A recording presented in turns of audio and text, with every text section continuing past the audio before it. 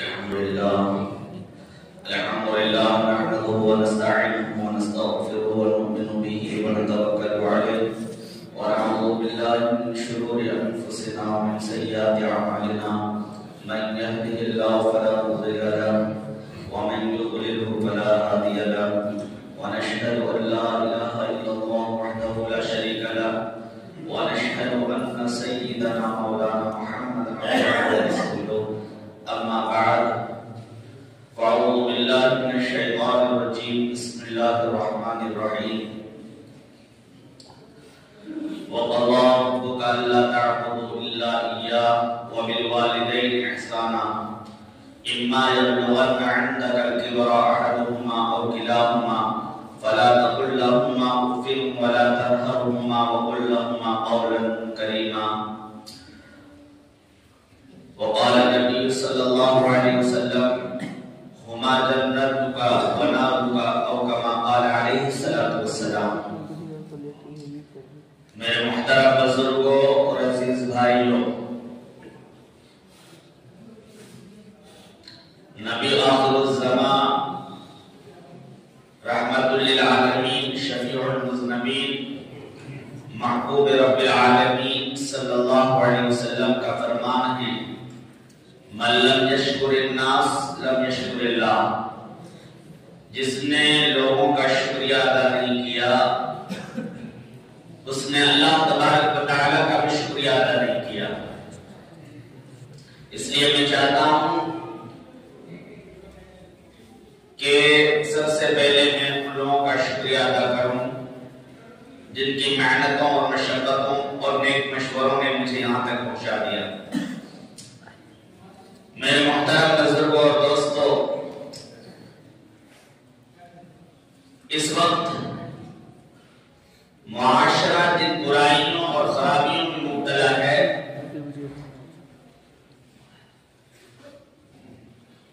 آج مسلمان بزرگوں کے حالات پڑھ کر اور ان کی خوبیوں کو یاد کر کے خون کے آنسو بہا رہے ہیں، مگر غور کرنے سے معلوم ہوتا ہے کہ معاشرے کی یہ بیرام روی خود بخود وجود میں نہیں آئی، بلکہ اس کے لانے میں معاشرے کا اپنا بھی ہاتھ ہے. اگر آج کا مسلمان اپنے اولاد کو اس تعلیم و تربیت سے آراستہ کرتا جس تعلیم و تربیت سے ہمارے بزرگوں نے اپنے اولاد کو آراستہ کیا تھا، تو معاشرے میں یہ بیماریاں جڑ نہ پکڑتی اور اولاد اپنے والد کے گریبان پر ہاتھ نہ ڈالتی. آج معصوم ماں کو ظلم کا نشانہ نہ بناتی.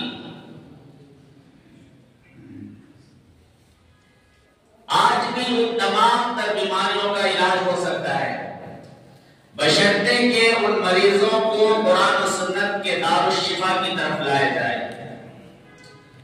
میں نے ابھی آپ حضرات کے سامنے قرآن کریم کی جو آیت کریمہ تلاوت کی ہے، اس آیت شریفہ میں اللہ تبارک و تعالیٰ نے معاشرے کے نوجوانوں کی بیماری کا علاج بتلایا ہے، اور وہ اتنا کامیاب نسخہ ہے کہ اگر مسلمان اس نسخے کو اپنا لیں تو وہ دنیا اور آخرت کی کامیابیوں سے ہمکنار ہو جائے.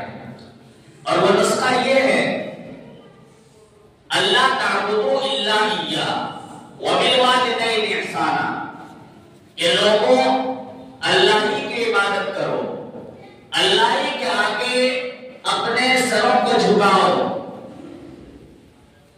صرف اور صرف ایک خدا کی عبادت کرو. وبالوالدين احسانا، اور والدین کے ساتھ حسن سلوک کرو. اما یبلغن عندک الکبر احدهما او کلاهما فلا تقل لهما اف ولا تنهرهما وقل لهما قولا کریما.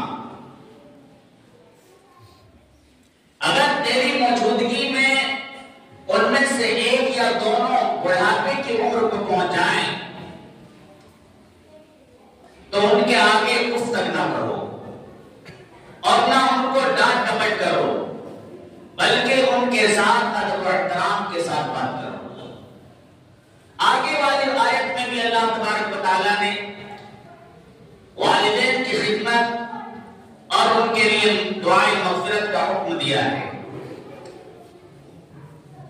میرے بھائی اور بزرگوں، امام راضی رحمۃ اللہ علیہ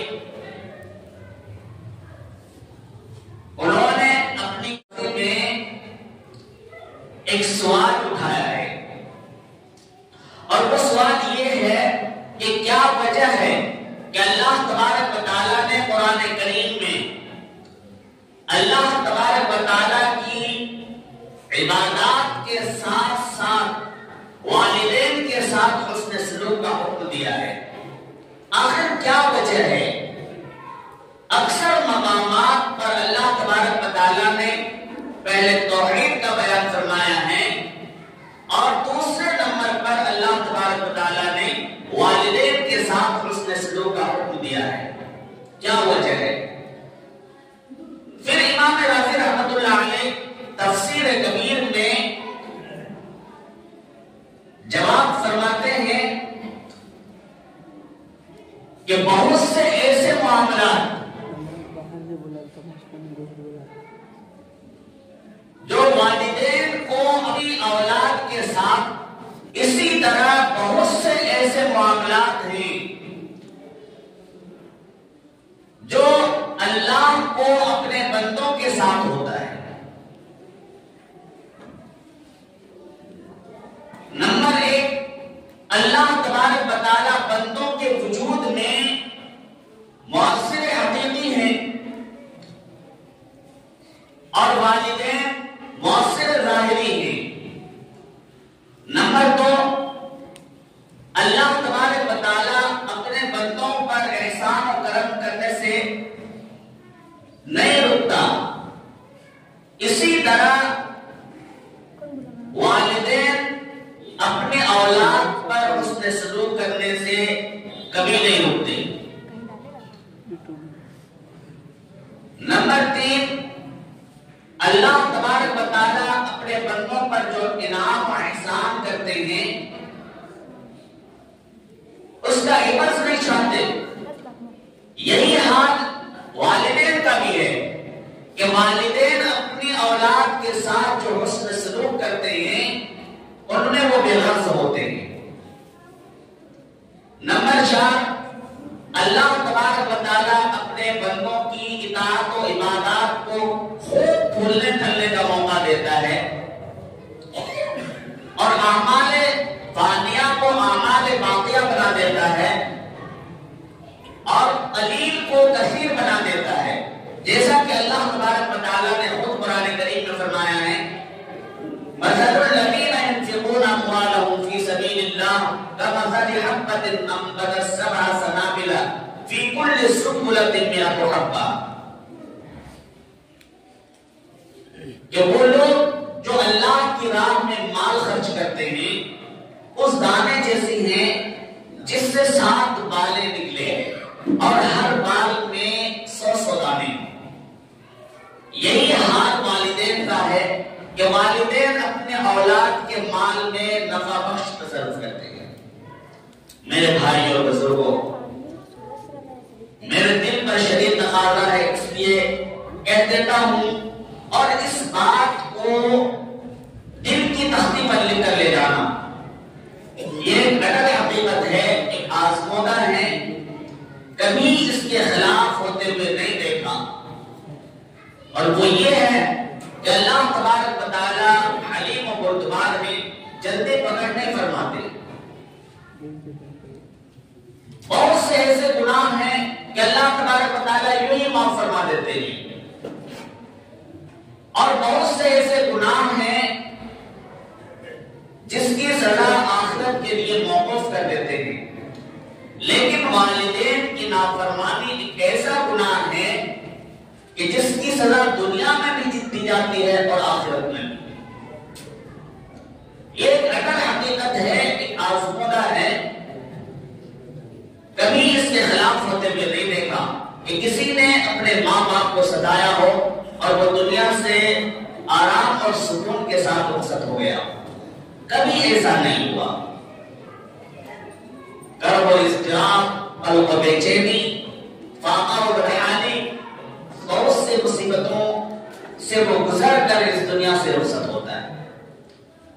میرے بھائی اور بزرگوں، کیا اندھیرا ہے اور کس قدر بے وفائی ہے کہ جب ہم کمزور تھے، ناتواں تھے اور ہمارے والدین توانا اور طاقتور تھے تو انہوں نے کبھی بھی ہم پر مال خرچ کرنے سے دریغ نہیں کیا۔ اب جب کہ صورتحال برعکس ہو گئی، ہم طاقت اور قوت والے ہو گئے اور ہمارے والدین اپنی جان کھپاتے کھپاتے ناتواں ہو چکے ہیں، تو آج اولاد اپنے والدین پر خرچ کرنے سے تامر سے کام لیتا ہے۔ میرے بھائیوں، نبی کریم صلی اللہ علیہ وسلم کا دور ہے، قابل غور ہے۔ ایک بیٹا اپنے باپ کی خدمت میں آتا ہے اور کہتا ہے کہ ابا، یہ کچھ گندم ہیں، کچھ چیزیں ہیں، کچھ اجناس ہیں، یہ میری امانت ہے، میں آپ کے پاس رکھ کر جا رہا ہوں، 2 سال میں واپس آ جاؤں گا، تجارت کے لیے جا رہا ہوں، میری امانت میں خیانت نہ کرنا۔ یہ کہہ کر بیٹا چلا گیا۔ بیٹے کے جانے کے بعد باپ بیمار ہو گیا، کمائی کا کوئی ذریعہ نہ رہا، باپ نے بیٹے کا مال استعمال کرنا شروع کر دیا۔ ادھر 2 سال کا عرصہ گزر گیا، مال بھی ختم ہو گیا، بیٹا بھی واپس آ گیا، اور بیٹا آ کر اپنے باپ سے کہتا ہے کہ میں نے جو چیزیں رکھوائی تھی وہ میری امانت تھی، اسے واپس کرو۔ باپ نے کہا کہ بیٹا،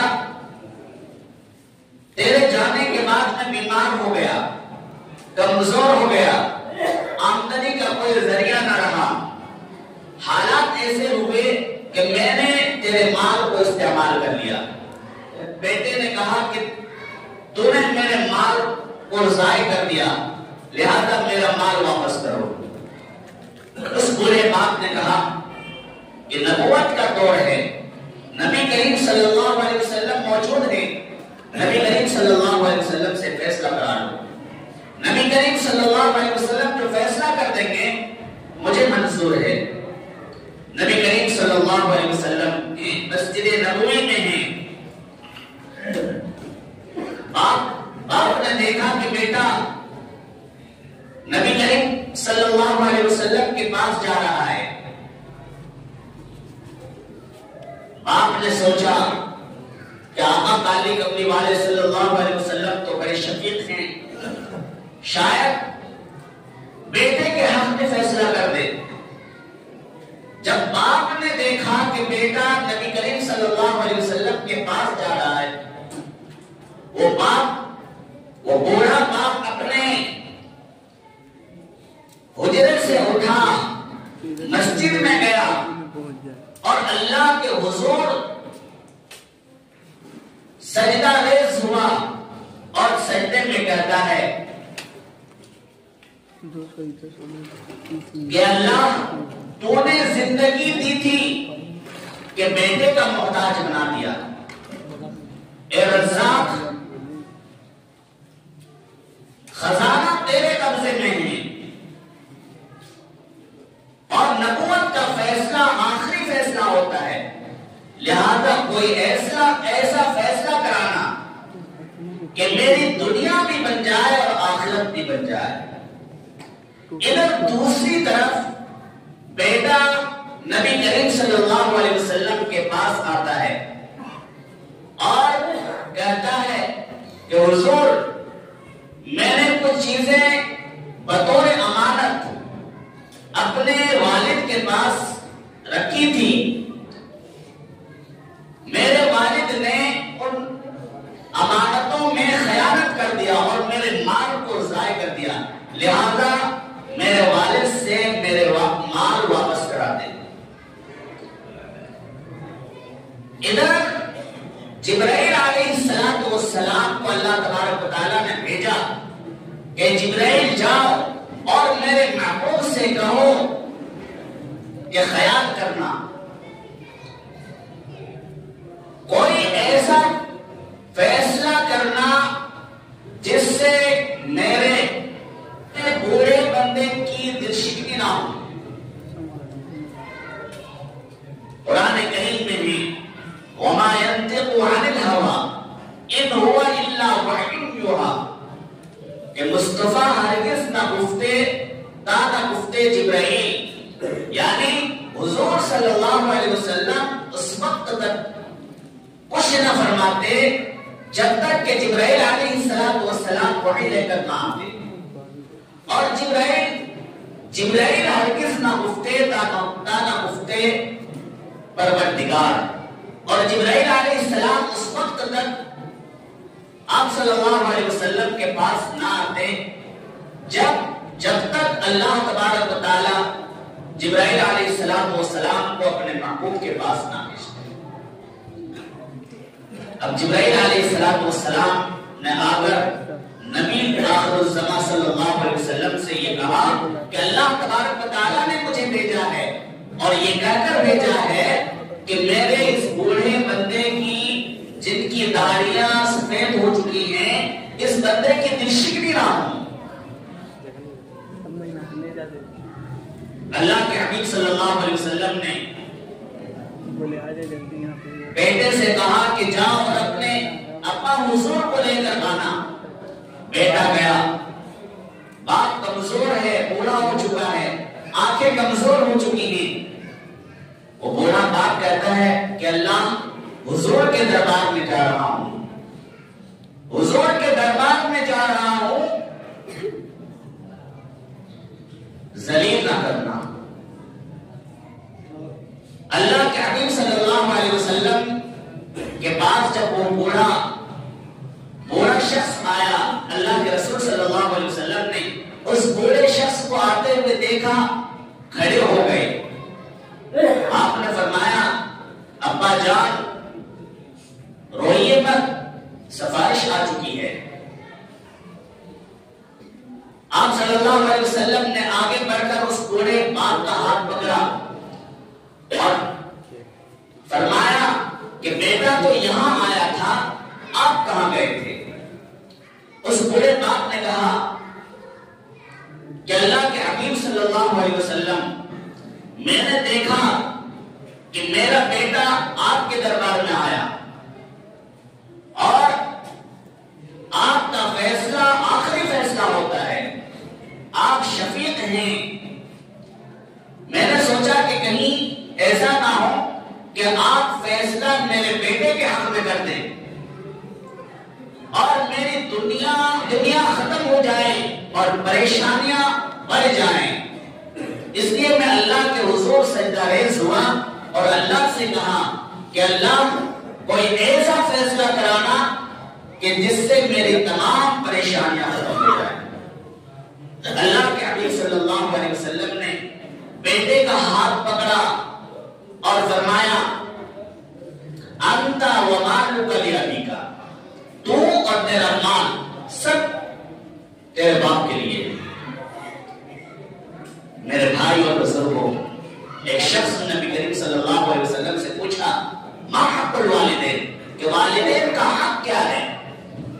اللہ کے حبیب صلی اللہ علیہ وسلم نے فرمایا ہما جنتک و نارک، وہی تیری جنت ہے اور وہی تیری دوزخ ہے. میرے بھائی اور بزرگوں، حضرت موسیٰ علیہ السلام بقصد شام قادیہ سے نکلے. چلتے چلتے حضرت موسیٰ علیہ السلام کو تھکاوٹ محسوس ہوئی. اللہ تبارک و تعالیٰ نے وحی نازل فرمائی اور فرمایا کہ اے موسیٰ وہ پہاڑ نظر آ رہا ہے. حضرت موسیٰ علیہ السلام نے کہا کہ اللہ وہ پہاڑ نظر آ رہا ہے. اللہ تبارک و تعالیٰ نے فرمایا کہ جاؤ اس پہاڑ پر جاؤ اور وہاں جا کر میرا ایک بندہ وہاں موجود ہے، جا کر کہنا وہ تمہارے لیے سواری کا انتظام کر دے گا۔ حضرت موسیٰ علیہ السلام اس پہاڑ پر چڑھ گئے، دیکھا کہ ایک بندہ موجود ہے اور نماز میں مشغول ہے۔ حضرت موسیٰ علیہ السلام بیٹھ گئے، وہ بندہ خدا نماز سے فارغ ہوا تو حضرت موسیٰ علیہ السلام نے اس بندہ خدا سے کہا انی اريد شيئا ارجوه، کہ بندہ خدا میں تجھ سے ایسی چیز کا سوال کرتا ہوں جس کے ذریعے سے میں اپنا سفر پورا کر سکوں۔ اس بندے نے آسمان کی طرف اپنی نگاہ اٹھائی اور بادل سے کہا کہ بادل حضرت موسیٰ علیہ السلام کو منزل مقصود تک پہنچا کر آؤ۔ لہذا اس بادل نے ایسا ہی کیا اور حضرت موسیٰ علیہ السلام منزل مقصود تک پہنچ گئے۔ جب پہنچ گئے تو اللہ تبارک و تعالیٰ نے حضرت موسیٰ علیہ السلام سے فرمایا کہ موسیٰ تم نے یہ کیوں معلوم نہیں کیا کہ وہ شخص کون تھا؟ تم نے یہ کیوں معلوم نہیں کیا؟ حضرت موسیٰ علیہ السلام نے اللہ تبارک و تعالیٰ سے کہا کہ اللہ اب بتا دیجئے کہ وہ شخص تھا کون؟ اللہ تبارک و تعالیٰ نے فرمایا کہ یہ تو بہت چھوٹی چیز ہے کہ اس نے بادل سے کہا کہ موسیٰ علیہ السلام کو منزل مقصود تک پہنچا کر آؤ اور اس بادل نے آپ کو منزل مقصود تک پہنچا دیا، یہ تو بہت چھوٹی چیز ہے۔ اگر میرا وہ بندہ یہ کہتا کہ اللہ اس زمین کو آسمان اور آسمان کو زمین بنا دیجئے تو مجھے عزت و جلال کی قسم میں ایسا کر دیتا، میں زمین کو آسمان اور آسمان کو زمین بنا دیتا۔ اب حضرت موسیٰ علیہ السلام نے پھر دوبارہ پوچھا کہ اللہ یہ تو بتا دیجئے کہ وہ شخص تھا کون؟ اللہ تبارک و تعالیٰ نے فرمایا کہ وہ شخص تھا کہ جس نے اپنی والدہ کی آخری وقت کی دعا لی ہوئی ہے۔ ان کی والدہ نے